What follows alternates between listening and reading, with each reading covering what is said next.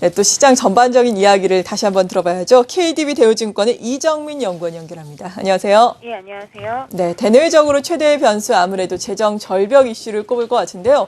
재정 절벽에 대한 불확실성 이슈 시장에 거의 대부분 선반영됐다라고 봐도 되는 건가요? 어떻게 평가하세요?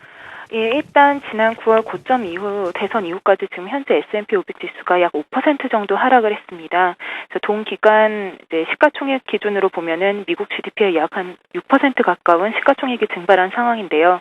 물론 향후 양당 간 합의 사항을 좀 지켜봐야겠지만 일단 극단적인 시나리오를 치닫지 않는다면 재정 절벽 이슈는 상당 부분은 좀 주가에 반영되었다는 판단입니다. 연말까지 정치적 합의가 원활하게 이루어지기는 좀 힘들다는 점에서 주가의 흐름이 좀 연말까지는 지지부진할 수는 있겠지만 일단 불확실성이라는 좀 악재의 경도되기보다는 일단 뭐 실물 경기 개선 여부에 주목할 그럴 필요는 있다고 보고요. 주가에는 이런 악재는 좀 심리적인 악재는 좀 대부분 반영이 됐다고 판단이 됩니다.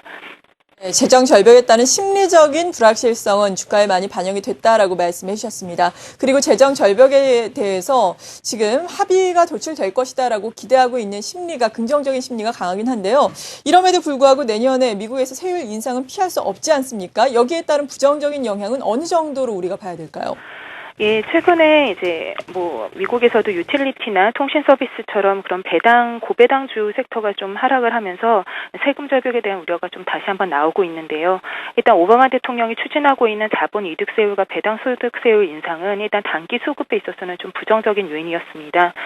왜냐하면 동일한 주가 수준에서도 뭐 내년도 세후 실현 이익이 줄어든다는 점에서 투자자 입장에서는 수익을 내년으로 이연시키지 않고 올해 확정 짓기 위한 선제적 매도세는 좀 불가피한 상황이었는데요. 다만 현실적으로 배당 소득세율이 그 오바마 대통령이 추진하고자 하는 43.4%까지 인상될 가능성은 조금 낮게 보고 있고요. 또 이미 세율 인상에 대한 우려가 주가에 기반영되면서 선제적 매도로서의 실익이 현재는 낮은 시점이라는 점. 그리고 과거 사례를 비추어 봤을 때도 이렇게 세율 인상으로 인한 주가 하락은 좀 일시적이었고 실제 법안이 발효된 이후에는 다시 한번 그런 일시적으로 빠졌던 주가가 회복하는 그런 상황이 좀 많았다는 점에서 세율 인상이 좀 주가에 미치는 영향 역시 좀 제한적이라고 판단이 됩니다.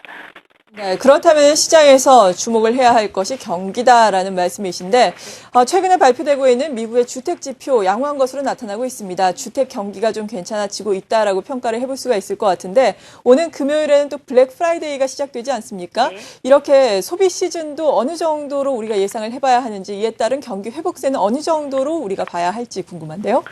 네, 일단 대선 이후에는 좀 불확실성이라는 악재 때문에 심리가 좀 위축되어 있는 상황이 많았는데 지금은 그렇게 악재에만 좀 빠져있기보다는 눈에 보이는 실물 경기 개선 여부에 주목할 필요도 있다고 봅니다.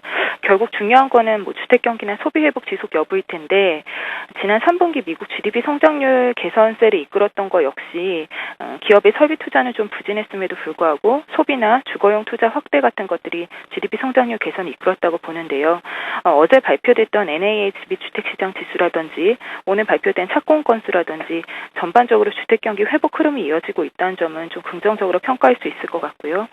이런 주택시장 회복과 함께 최근 소비 심리 지수 개선도 좀 계속해서 나타나고 있다는 점을 고려해 볼 때 연말 소비 여건은 지금 시장이 과도하게 위축되어 있는 그런 심리에 따른 우려보다는 좀 양호할 것으로 그렇게 보여집니다. 지금까지 KDB 대우증권의 이정민 연구원과 함께 미국 이슈 자세하게 짚어봤습니다. 감사합니다. 네, 감사합니다.